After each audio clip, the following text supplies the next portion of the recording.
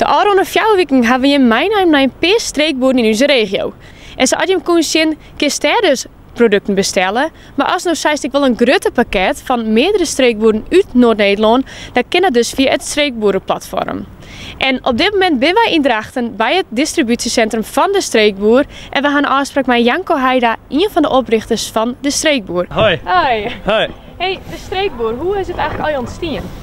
Hoe is het ontstaan? Ja, nou, ik wie eigenlijk voor mijn eigen zoons, wie ik heel erg op zoek naar zoon eten. En voor mij weer een hele logische verklaring. Waarom naar de boer, naar de natuur, zeg maar, waar eten wij komt. En zwaar hier dat we daar eten waar wij helpen. En ja, zo waren het eigenlijk gewoon uit pure interesse. Ben ik zelf de boer weer opgang om te zien, kan ik daar mijn hele dagelijkse maaltijd zeg maar bij elkaar krijgen. En nou ja, om dat elke week te dwaan, wordt gewoon een hele opgave zeg maar. En dat is een leuke hobby, maar we zijn leven zien of we dit voor meer mensen dwaan kennen. En zei ik 2 compagnons voelen en ben we ook eigenlijk de Streekboer begonnen. En wat is nou het hoofddoel van de Streekboer? Nou, wij willen eigenlijk zien of wij die hele korte keten, rechtstreeks van boer naar consument en van boer naar bedrijven hier in de regio weer opbouwen kunnen. Dat wij zwaar hier dat er met alle boeren die we hebben, alle landen die we hier hebben, zwaar dat boeren weer voor de regio produceren kunnen en dat mensen weer zich verbonden kennen met de regio. Dus ik de boeren, dat die weer snappen van hey, hier doe ik het voor. Dus die verbinding willen we graag weer maken. En dat is mogelijk. Want wij zien eigenlijk hoe variëteit aan producten dat we hier net hebben. We hebben net alleen heel soort groenten en hier net woord fruit. Maar we hebben gewoon imkers, we hebben vleesboeren, we hebben bakkers die meedoen willen. De kansen zijn eigenlijk best wel heel groot. En het punt is vooral, krijgen we het machinaal voor elkaar omdat we het gaan produceren. Zo'n boeren dat echt wel willen. Zo'n ze een stuk land beschikbaar stellen willen. En ze van dit ga ik echt weer inzetten om voor de mensen om je heen te produceren. En dat zullen we een heel soort meer gebeuren. We hebben hier de boeren die je nou al je komen. Dus die al je hun producten komen brengen. Dat doen ze 1 keer in de week. Dan komen ze al je met hun busjes en alles komen ze aanrieden. En dan is het hier eigenlijk een laden en lossen van producten. En ik zou je zien laten, dan pakken we dat dus al jaar in bestellingen. Wat we hier dus zeggen is, we hebben kratjes uitzet. Er zitten stickers op. Mensen die hebben een bestelling plaatsen op onze webshop. Daar staat hun hele bestelling zit erop van vlees, zuivel, groenten. En je gaat de groenten en de net gekoelde producten in. Dat verzamelen we hier, pakken we in. En dat gaat hier in Noord-Nederland naar een 30 afhaalpunten hier in het noorden. Dus ja, dat is wat we hier nou op het moment doen. En hier is het verzamelen, inpakken en straks komt er een vrachtauto en wij busjes. En met die busjes rieden we dat en die vrachtauto's rieden we dat weer doen. Wij binnen hartstikke 3 keer in de omzet over de kop gegaan, ben we gegroeid. Dat betekent dat we hier heel professorisch eigenlijk zeg maar, weer een stuk ruimte en weer een stuk ruimte erbij betrokken hebben om hier de ruimte te hebben om elkaar in te pakken. Wat hartstikke leuk is, maar ik best wel een uitdaging, want we moeten altijd alle materialen hebben. We hebben voldoende kratjes hebben, we moeten koelboxen, vriesboxen, elementen, dat soort dingen hebben. En we zijn gewoon heel blij dat meer mensen zich bewust worden van nou ja, dat dit misschien wel een oplossing voor ze wezen kan. Vorige week hebben wij de eerste asperges gekregen. Dit is de tweede ronde.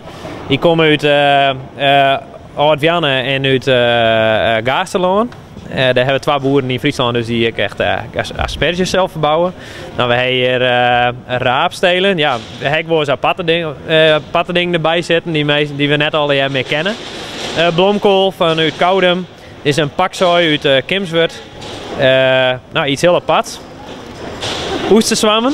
Die we hier op koffiedik produceert. Dus nou ja, en dit is Mol van Molen het Lam. Die heet roggebloem.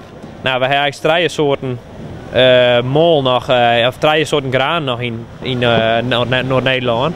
Dat is rogge, spelt en tarwe. En dat, nou, daar maken we het behalve van maken. Maar wij zorgen ervoor dat ik boeren dat produceren kennen en je verkocht wordt.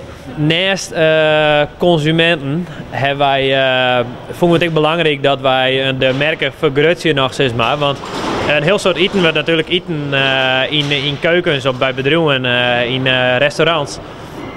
En omdat we daar ook wat naar toe brengen willen, waar ik zich wel over die keten ik vullen kennen, hebben ik een bedrijfslevering ben we starten. Dus daar ben we hier rond winter ben we dat hier begonnen. Dus we gaan hier een Big Leagues nou een grote koelcel deel zetten. En daar kennen we dus, daar doen we nou het ziekenhuis in Drachten, het Nijsmeldingen ziekenhuis, we doen zorginstellingen, Heugens Kwallen, het NHL Stenden. Die ben nou ouder de winter begonnen om hier uit te nemen.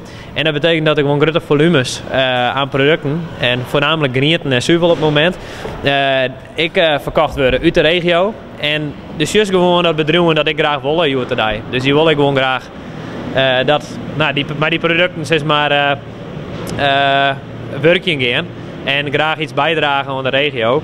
Dus dit je nou, we hebben hier nou tulpen staan uit Hengwerum, het Ternaat. Maar ja, we verpakken bij gelijks nou, hè, we doen dan appels, die skielen, schrappen we, dat soort dingen. Maar eigenlijk alles, we hebben een professionele groentesnijerij. En daarmee kunnen we gewoon bedrijven ik betjennen. Dus ja, dat is een heel mooie stap die we nog genomen hebben.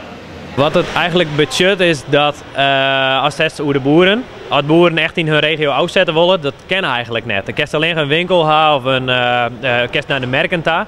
Maar dat is best wel iets, nou, dat we leuk vinden.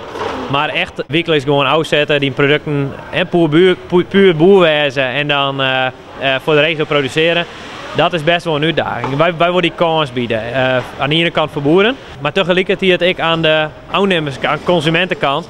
En voor onze regio betekent dat eigenlijk dat wij boeren helpen kennen. En dat heeft impact op economisch niveau. Hè. Jouw geld uit in de regio, dat bloedje circuleren. Nou, dat betekent eigenlijk dat onze economie hier in de regio echt daarmee een boost krijgen. We hebben dus onze groentesnijerij. Dat is best een hele mooie investering, want daarmee kunnen we dus echt die instellingen betjennen. En keukens. Dus ja, kom er even naar binnen. We kunnen hier links kunnen we Big Leagues nou appels kielen schrappen. Nou, dat geeft al haast een pellet aan appels per week terug. Dus dat is wel echt super. Die appels binnen, nou ja, op het moment is dat even lastig, want er zijn heel veel bedrijven sluiten. Eigenlijk is dit hele gebeuren. Dus zit je nou, toch door corona gewoon een beetje stil. Dat is wel heel jammer. Nou, wat we hier doen kunnen is hele saladesmaatje samenstellen. Iets wat bedrijven toch willen. Die willen gewoon hun groenten gesneden aanleveren. Die kennen net. Mijn chef zal je nog snijden en alles puur en vies aanleveren krijgen. Dus wij wassen het hier, we verpakken het hier, zodat zij direct mijn bakken kennen en mijn werkje kennen. Ja. Hoe is de toekomst van de streekboer? Ja, nou, ik hoop eigenlijk dat wij zwaar hier kennen dat zoveel mogelijk mensen bewust worden van dat ze eens om zich heen zorgen. Dat ze nadenken van of ze bij de boeren gaan bestellen. En dat wij dat maar faciliteren. Dus dat wij zwaar hier kennen dat er zoveel mogelijk bussen vrachtwagen op het dik gaan om eigenlijk die producten op te halen bij die boeren.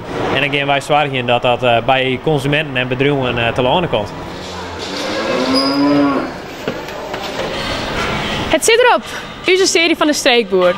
De aankomende weken hebben we mijn naam naar een paar streekboeren in onze regio. En we hopen dat je nou een beetje een beeld gaat krijgen van wat er al gebeurt. En dat je meer informatie wil, share dan eens op destreekboer.nl.